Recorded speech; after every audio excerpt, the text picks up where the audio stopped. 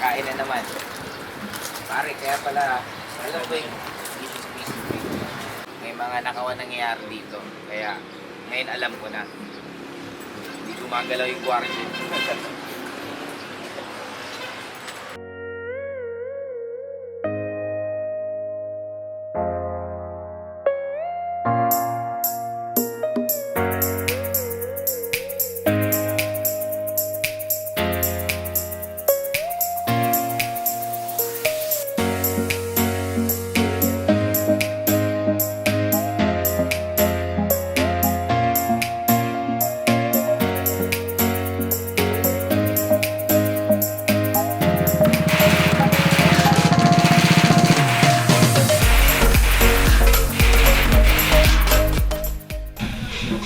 George Stregel. Ano? George Stregel is Ashong Salonga.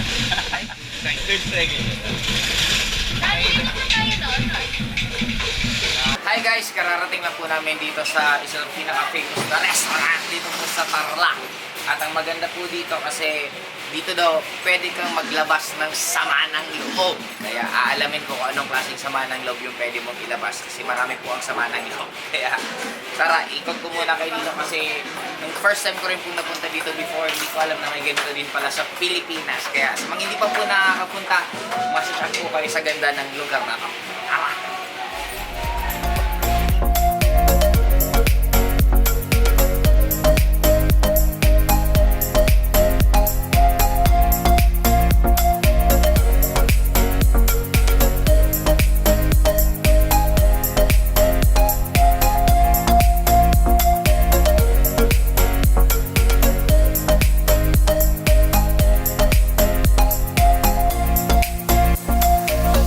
Hi guys, nandito po kami ngayon. Magbabato po ako ng baso kung saan kami sama ng loob. Alam nyo ba sa buhay, hindi naman masamang magalit eh. Ang importante lang, marunong ka paano i-release. Kasi ako kadalasan kong ginagawa pag medyo parang punong-puno na ako, bad trip ako sa lahat. Nagpo-post ako, tinitigil ko ginagawa ko. Mas madalas, nag-gym na lang ako. Kumbaga yung energy ko, kesa mapunta sa paninisi, mga away pa kung sino, baka mapagsalita pa ako ng hindi maganda sa ibang tao, mas madalas ang ginagawa ko na lang, naghahanap ako ng ibang pagko-convert ng energy. Kaya kung nasa Manila ako, normally nag-gym talaga ako. Kaya since dito, meron po silang tinatawag na takshapo, ang tawag daw po doon is nakakainis, kaya susubukan ko rin pong batuhin. Kaya lang, parang wala ako sama ng loob sa mga tao, pero makikibato na rin ako, bahala na kung saan tumama. Naman, pa tayo.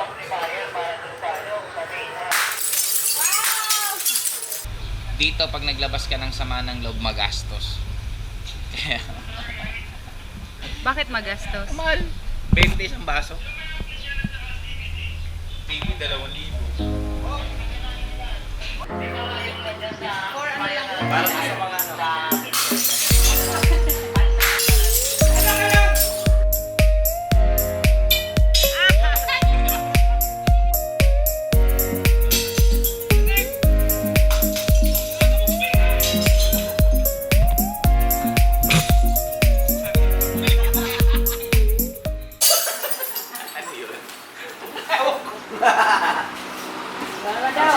Ikaw, ikaw na. Ayaw. Parang galit na galit ka sa manunulot ah. Nasulutan ka ba? Ito, galit talaga ako sa mga ano eh. Taong taksil. Taksil! Yun! Grabe. Wala talagang magandang naidudulot ang sama ng loob. Dati naalala ko pag nag-aaway kami ng ex ko, ubus load ko 300 agad. Ngayon naman, babato ka pa dito. Gastos talaga. Kaya sa may mga sama ng loob, kontrolin mo lang yung sarili mo at least hindi ka pagagastos. Kaya ito, last na baso. Yun! Tumama din. Secret. Secret. Sakit sa braso. Ano naman kasi kung sa mga bite-bite ko ka, We. pwede wak. Na-release? Upo! Na-release. Ibig sabihin may sama ng loob. Ayos, masarap sa pakaramdam. Boom! Nakaka-relate ka talaga sa mga kasulat eh. Yung nilalakaran.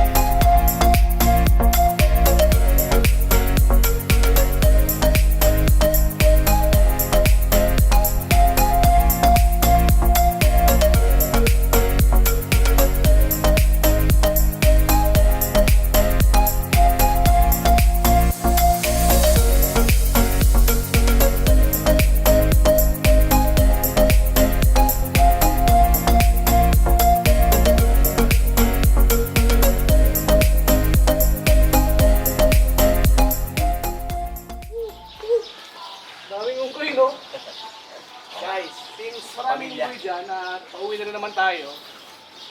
It's joke time! Game ko na. Oh, sige. Magjo-joke. Since maraming unggoy dito, ito kwentong joke. Ready na ba kayo makinig?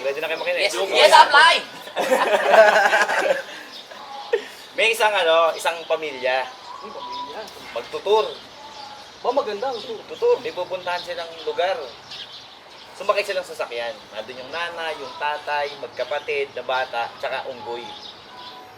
Ang bilis ngayon ng sasakyan. Tapos, bigla na aksidente. Boom! Aksidente. Dumatingin yung mga pulis. Sabi ng mga pulis, sino kayang may kasalanan? Bakit sila na-aksidente? Pero wala sila ngayong matanong. Kasi yung nanay, yung tatay, at yung dalawang kapatid, patay. Grabe, Ang aksidente. natitira lang doon, yung unggoy. No choice yung mga pulis ngayon. Tinanong yung unggoy, sabi ng mga pulis, Unggoy, anong ginagawa ni tatay habang bumabiyahe kayo?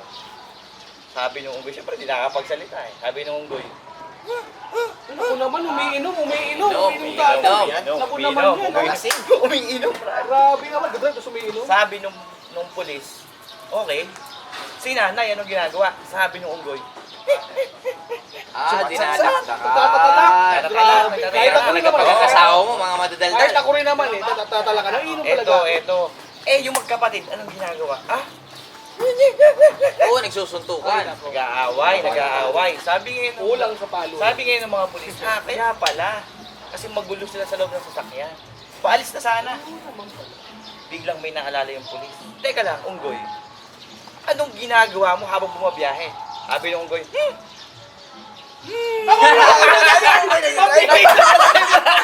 nagdadrive. Kaya guys, tandaan nyo, sino dapat ang mag-drive ng buhay nyo? Yung unggoy o kayo?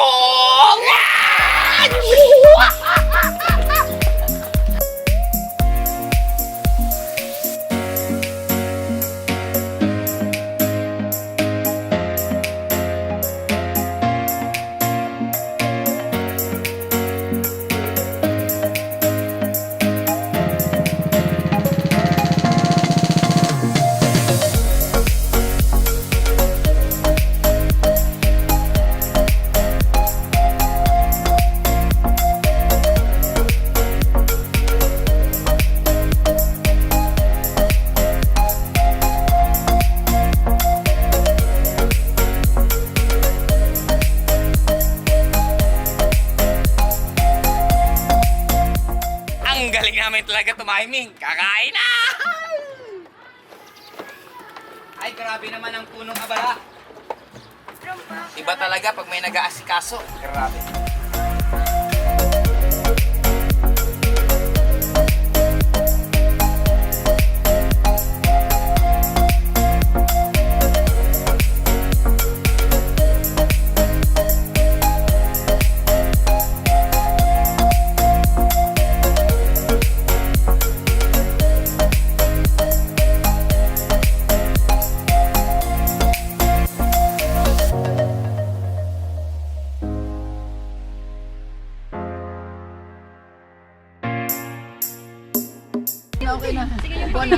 Puto.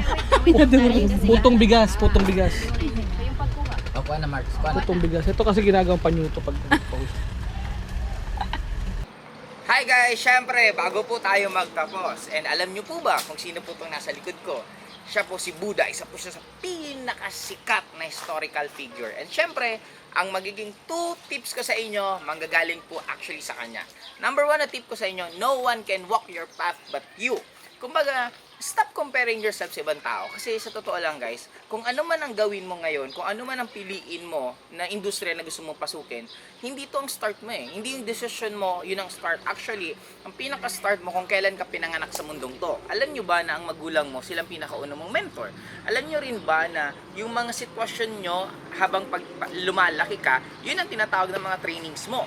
Ibig sabihin, every person iba-iba magulang, every person iba-iba kung saan lumaki, every person iba-iba kung sino yung mga nakasama nila habang lumalaki sila. Kaya, ang pinaka-importante lang sa lahat, just concentrate on what you're doing. Ang pinaka-importante, naging Bisaya, ang pinaka-importante sa lahat is You need to be a better than you yesterday. Ibig sabihin, talunin mo lang kung sino ka kahapon, it's already na para ka pumalakpak sa sarili mo, para maging proud ka sa sarili mo, para sabihin mo, congratulations kasi nag-i-improve ka na! And guys, syempre sa ating second tip, let it go and it will be yours forever. Kumbaga sa mundong to, sabi nga, it's not about control eh. Parang laging perfect example, di ba pag mayroon kang buhangin sa kamay, pag grinip mo ng grinip, lalong matatapon sila lahat. Parang nung isang araw, yung isa po sa kasamahan ko, yung aso niya nawala. And ilang araw na pong hindi nakakawin ng bahay nila, kaya ang pinaka-advice ko sa kanya, tanggapin mo na lang na wala na, pero ang pinaka-importante dun, mag-effort ka pa rin na gawin. Kasi bakit pina-advise yun? Number one, para hindi ka na masaktan araw-araw. Kasi habang naglulong ka pa na babalik sa'yo, everyday, habang hindi mo pa nakukuha yung gusto mo, lalo ka nasasaktan. Pero pag i-let go mo, hindi makakapag-move forward ka. Eh kung makabalik, katulad nakabalik pa rin yung aso niya, di ba mas masaya? Kaya para sa akin sa buhay, ang pinaka-importante palagi is just accept it. Sabi nga nito, yes, we can. Kailangan lang natin intindihin, accept yung mga bagay-bagay na nangyayari sa atin. Sabi nga, wala naman talagang forever sa mundong to. Sino ba nagsabi mo yung forever? Huwag ka masyadong papaniwala dun kasi yung physical body natin mawawala. Mamamatay tayo, mawawala. Ang importante sa buhay na to is paano mo ini-enjoy yung mga moment na nangyari sa'yo. Yung karelasyon mo, nag-break kayo, just always smile. Kasi isa lang sure ko, mas marami yung masasayang moments nyo kesa yung malungkot. Anong masasaya? Nagkagusto ka, nagligawan kayo, na-inlove kayo sa isa, nag-date kayo, and dulo, nag-break kayo. Ibig sabihin, pag binilang mo, mas marami pa rin yung masasayang moment kesa sa malungkot. Kaya, sa ating pagtatapos sa episode na to, lagi nyo lang pong tatandaan, another great day!